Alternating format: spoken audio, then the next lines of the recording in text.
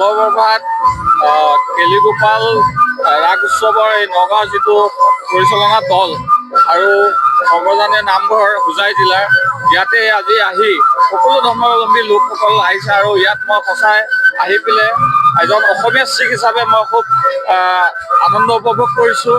শ্ৰীকৃষ্ণৰ আমাৰ যি প্ৰভুৰ ৰাস মহোৎসৱ সকলো ৰাইজে ইয়াত আহি দেখিছোঁ বহুত ভক্তগণ আহিছে, ইয়াত বহুত ভিৰ পৰিলক্ষিত হোৱা দেখা গৈছে আৰু সঁচাই আহি পেলাই ইয়াত খুব আনন্দিত হৈছোঁ, খুব ভাল লাগিছে।